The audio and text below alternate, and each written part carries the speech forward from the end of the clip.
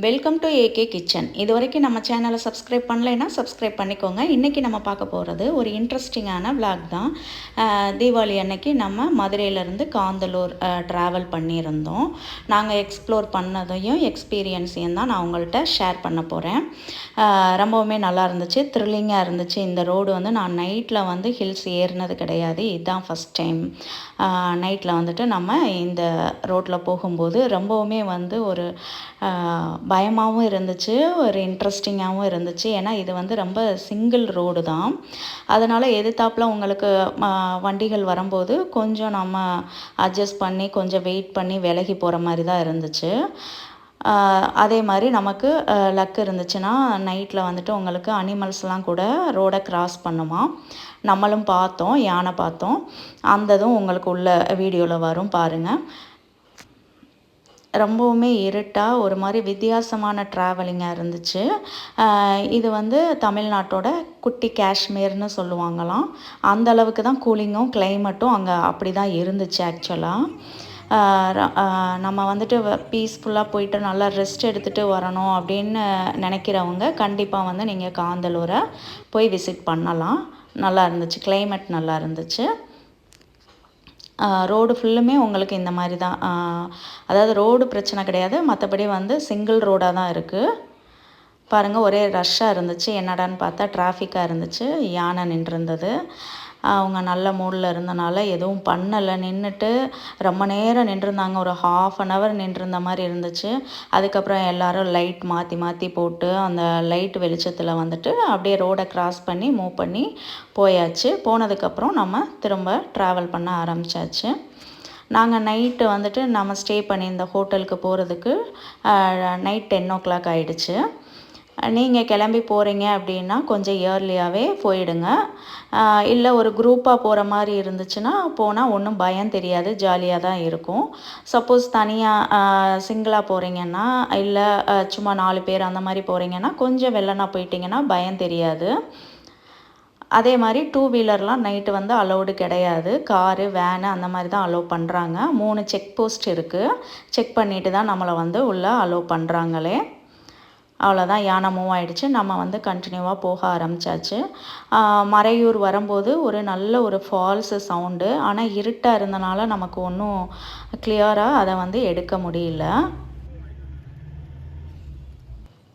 நீங்கள் பஸ்ஸில் வர்றீங்கன்னா உடுமலைப்பேட்டை வந்துட்டு மூணார் போகிற பஸ்ஸில் ஏறணும். உடுமலை டு மூணாறுன்னு போட்டிருக்கோம். அந்த பஸ்ஸில் நீங்கள் ஏறினீங்கன்னா மறையூர் தாண்டி காந்தலூர் இறங்கி நீங்கள் உள்ளே போகிற மாதிரி இருக்கும்.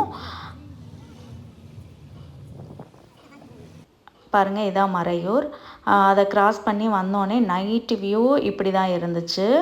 இது ரொம்ப ஹைட்டான ஒரு ஹில் ஸ்டேஷன் தான். ஆனால் ஹேர்பின் பெண்டெல்லாம் வந்துட்டு அவ்வளவா இல்லை, ஒரு 2ஓ 3ஓ தான் இருந்துச்சு, ரொம்ப இல்லை. இப்போ நம்ம ஸ்டே பண்ண ரெசார்ட்டுக்கு ரீச் ஆகிட்டோம். அது ரொம்ப ஹில்ஸ் மேலே ரொம்ப மேலே தான் இருந்தது.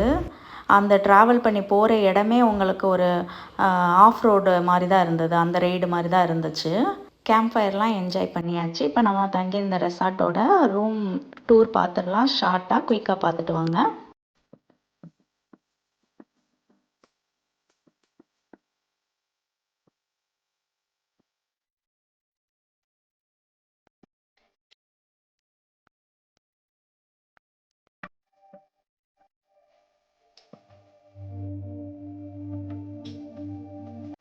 மார்னிங் வந்து 6 o'clockலாம் நான் எழுந்திரிச்சிட்டேன். பாருங்கள், அவ்வளோ மிஸ்ட்டு, கிளைமேட்டு சூப்பராக இருந்துச்சு. நீங்கள் இது வரைக்கும் காந்தலூர் போயிருந்தீங்கன்னா கமெண்ட்ஸில் சொல்லுங்கள். போகலைன்னா போய் கண்டிப்பாக என்ஜாய் பண்ணுங்கள். கொஞ்சம் சேஃபாக மட்டும் போகணும், அவ்வளோதான். மற்றபடி வேறு ஒன்றும் இல்லை.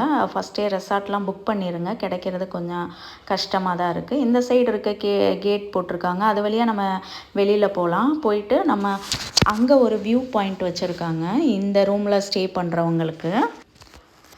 அவ்வளோ மிஸ்ட்டு, அவ்வளோ பனி. இந்த ரெசார்ட்டுக்கு பின்னாடி அப்படியே ஃபுல்லுமே வந்து உங்களுக்கு மலை தான், பாறை தான். அதிலிருந்து அந்த பனி வந்து மெல்ட் ஆகி அப்படியே தண்ணியாக ட்ராப்பாக விழுந்துட்டு இருந்துச்சு. ரொம்ப கிளைமேட் ஃபஸ்ட் கிளாஸாக இருந்துச்சு. ஆனால் கொஞ்சம் ரெய்னி சீசன். நம்ம போனது வந்து தீபாவளி அன்னைக்கு போனோம். இப்போ இங்கே 2 சேர் கூட போட்டு வச்சுருக்காங்க. நம்ம இப்படி உட்காந்து இங்கே ரிலாக்ஸாக பார்க்கலாம்.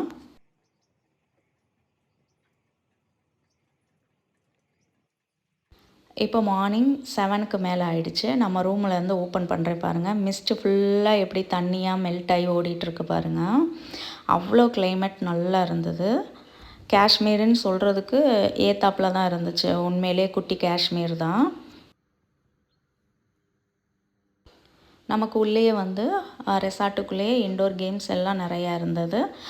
அதே மாதிரி கேரம் அந்த மாதிரி, அதுக்கப்புறம் இங்கே பாருங்கள் வாலிபால் நெட்டு கட்டியிருக்காங்க. இதுலேயே வந்து ஷட்டில்லாம் விளாடலாம். மயில் அழகாக போயிட்டுருக்கு பாருங்கள். உங்களுக்கு தெரியுதான்னு தெரில, 3 மயில் போகுது.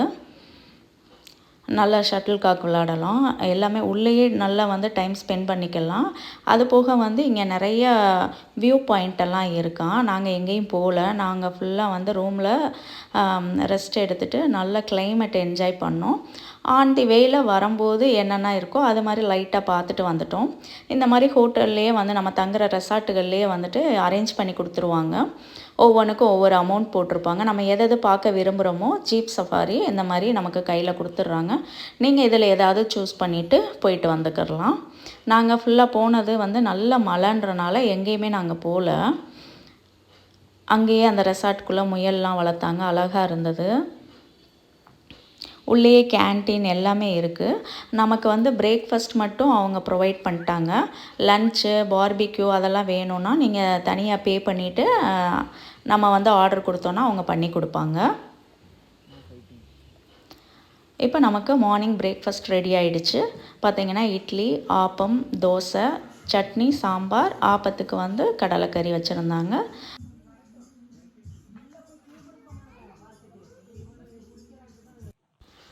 இந்த ரெசார்ட்டுக்குள்ளேயே எல்லா ட்ரீஸுமே இருக்குது. இது வந்து கொய்யா பாருங்கள். கொய்யாக்காய் அவ்வளோ காய் காய்ச்சிருந்தது. இது சிகப்பு கொய்யா. அதே மாதிரி ஆரஞ்சு ட்ரீ, சாண்டல்வுட்டு, ஆப்பிள் எல்லாமே இருந்துச்சுங்க. நம்ம வந்து இதை பார்க்குறதுக்காக வெளியே போகணுன்னு அவசியம் இல்லை. இந்த ரெசார்ட்டில் ஸ்டே பண்ணிவிட்டு இந்த ட்ரீஸ் எல்லாம் கூட இங்கேயே நம்ம பார்த்துக்கலாம். பாருங்கள், சாண்டல்வுட்டெல்லாம் இங்கேயே இருக்குது. சந்தன மரம். அதுக்கப்புறம் அங்கே இருக்குது ஆப்பிள் ட்ரீ.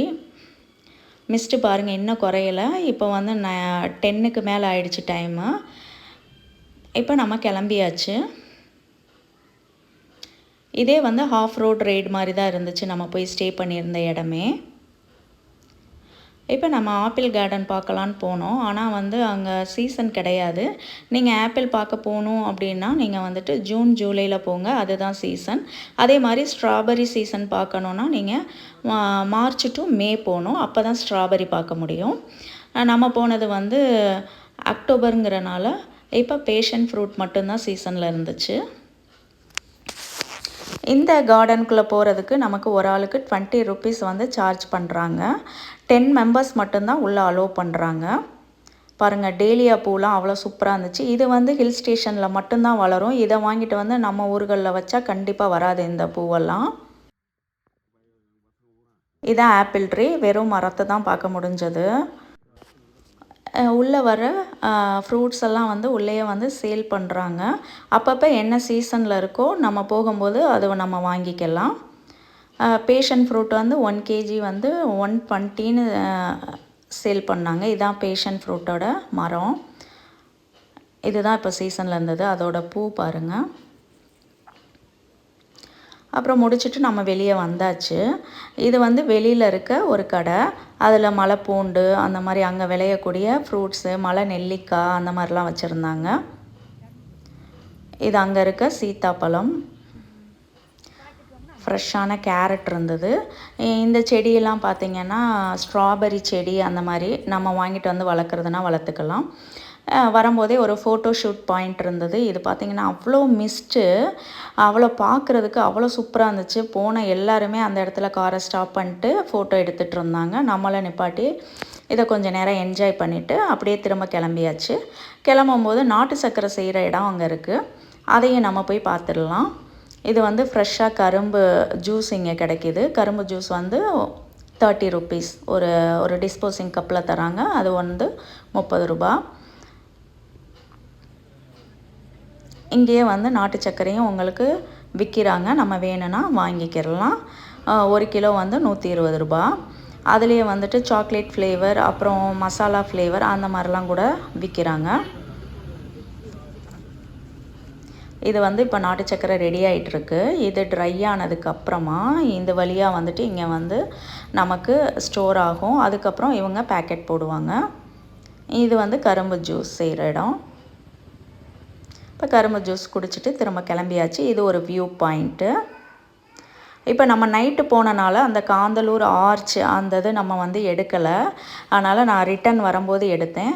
2 சைடும் வந்துட்டு அவ்வளோ தண்ணி வருது பாருங்கள். ஃபுல்லாக மழை தான். நாங்கள் போயிட்டு ரிட்டன் மதுரை வர்ற வரைக்குமே ஃபுல்லாக மழை தான். அங்கே ஒரு சாக்லேட் ஃபேக்ட்ரி இருந்தது. அங்கே போய் நம்ம சாக்லேட்டும் ஷாப்பிங் பண்ணிவிட்டு மத்தியானம் லஞ்சை முடிச்சுட்டு அப்படியே வந்துட்டு நம்ம ஹில்ஸை விட்டு கீழே இறங்க ஆரம்பித்தாச்சு. இப்போ வர்ற பாதையில் அந்த மறையூரில் நைட்டு ஒரு ஃபால்ஸ் பார்த்தேன்னு சொன்னேன்ல, அது வந்துட்டு இந்த ஃபால்ஸு தான். இங்கே வந்து குளிக்க அலோவ் பண்ணுறாங்க. இது வந்து நல்ல ரோட்டு மேலேயே தான் இருக்குது. பார்த்தீங்கன்னா இது நல்ல ஒரு கார்னரில் இருக்குது. அதனால் நீங்கள் போகும்போது கொஞ்சம் கவனமாக தான் போகணும். 25 ருப்பீஸ் வந்து சார்ஜ் பண்ணுறாங்க நம்ம போய் குளிக்கிறதுக்கு.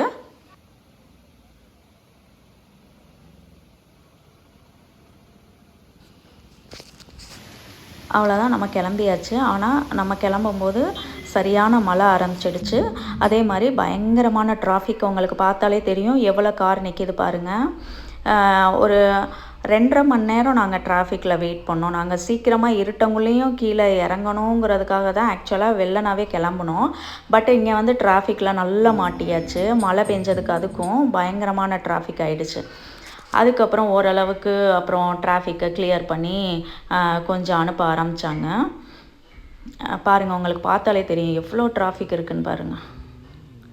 சரியான டிராஃபிக்கு. அந்த டர்னிங் எல்லாமே வந்துட்டு அவ்வளோதான். ஒரு வழியாக வந்து நாங்கள் வீட்டுக்கு வர்றதுக்கு நைட்டு 12 ஆச்சு. இந்த விலாக் உங்களுக்கு பிடிச்சிருக்கும்னு நினைக்கிறேன். இது வரைக்கும் நம்ம சேனலை சப்ஸ்கிரைப் பண்ணலைன்னா மறக்காமல் சப்ஸ்கிரைப் பண்ணிடுங்க. இன்னொரு சூப்பரான வீடியோவில் பார்க்கலாம். பாய்.